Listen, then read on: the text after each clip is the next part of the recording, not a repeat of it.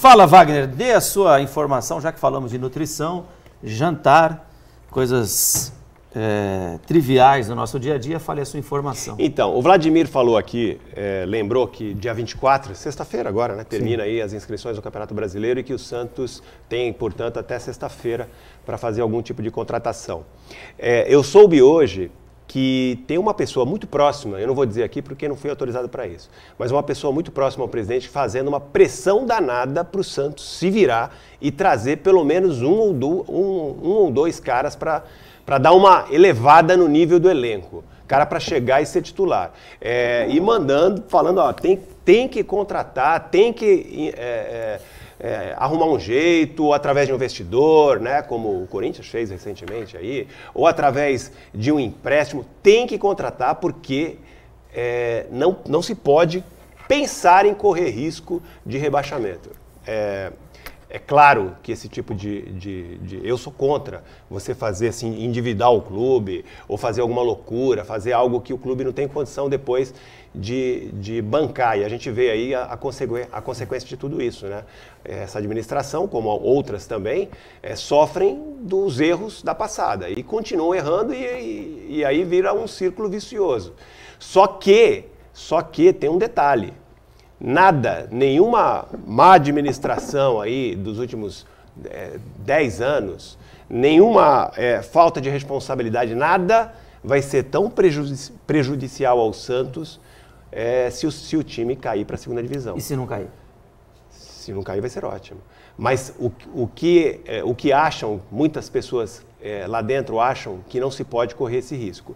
E que para isso tem que qualificar o elenco. E lembrando que é só até sexta-feira. Se não contratar até sexta-feira, né, vai ter que ir com o Carille ou sem Carille, porque se o Carille sair não vai poder contratar outro técnico, vai ter que ir com o técnico da comissão técnica efetiva, né, o Marcelo Fernandes, e não vai poder contratar mais ninguém, vai ter que ser com esse elenco que está aí. Preocupação, tudo bem. Agora, a gente não pode também ser o profeta do apocalipse, ó, se o Santos cair, vai ser a pior que todas as outras direções que estavam aí. Agora, e se o Santos não cair?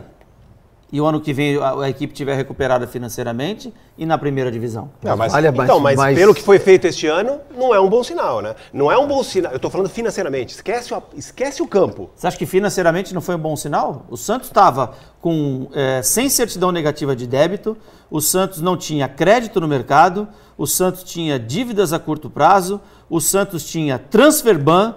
Ou já esqueceu de tudo isso? Tá, vamos lá, deixa eu fazer uma pergunta. Vou falar uma coisa matemática para você, então. Se o Santos está pagando 4 milhões de reais por mês, aí, como está sendo dito, que se paga de dívidas passadas, né? Ele está contando com qual receita para pagar essa dívida? Pois é. Então quer dizer que com a receita que o Santos tem normalmente. Né? Mas tá perdendo receita, Leonardo. Mas a receita da segunda divisão é diferente da receita da primeira divisão. Então você está me dizendo que o presidente assinou... Não, peraí. Mas isso que eu falo. Aqui ninguém está falando que o Santos caiu. Nós estamos falando que o Santos corre o risco. Sim, corre o risco. Se acontecer, aí a gente vai criticar. O que adianta vai esperar acontecer, né, Léo? A gente está vendo Mas só para comentar. Mas a lógica é assim: nós falamos que aqui nós vimos a troca do Holan pelo Diniz e agora pelo Carille. E se o Carille não dá certo, estamos falando no Marcelo Fernandes. Mas a verdade é que quando precisa de fazer uma mudança no Santos, ela é Jean Mota, ela é Zanocelo, ela é Balieiro, essas são as opções. Quer dizer, quem vai fazer é milagre que a gente está esperando? A situação do Santos é complicada, a gente tem que admitir isso.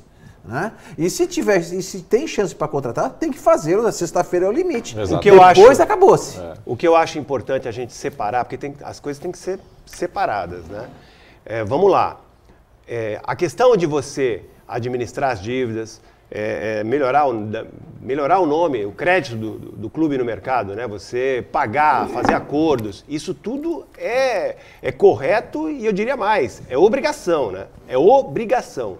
Agora, quando a gente fala em gestão financeira, você tem que analisar também o que se faz em campo.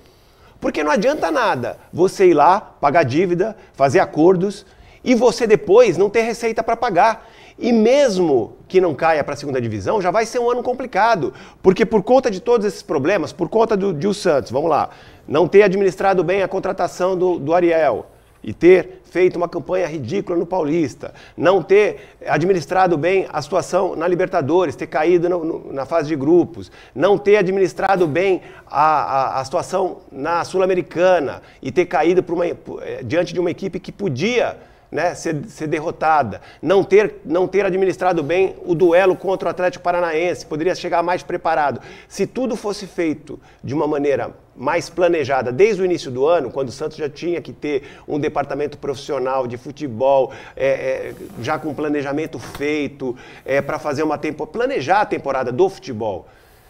Com certeza, hoje o Santos teria faturado mais do que faturou, por exemplo, com as vendas do Pituca, que rendeu $1.200.000.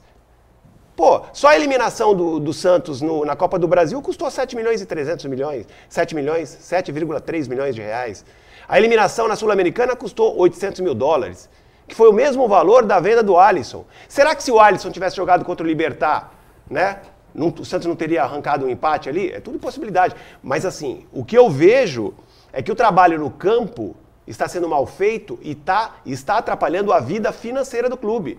Porque, além de tudo isso, você, sem disputar fase final de competição, sem você ir adiante, você diminui a possibilidade de você conseguir bons patrocinadores. Então, tudo isso tem que ser levado em conta também na gestão financeira. Mas então, tem que ser levado em conta também o clube que o cara pegou. O Andrés Rueda pegou um clube que o seu antecessor, Orlando Rolo, dizia que estava falido, que ia fechar a porta no dia seguinte, e que o seu antecessor, José Carlos Pérez, contratou um monte de jogador, recebeu R$200 milhões da venda do Rodrigo e não pagou ninguém. Ele comprou R$96 milhões em jogadores, o José Carlos Pérez comprou R$96 milhões em jogadores e não pagou. Deixou para o Rueda pagar e sem caixa.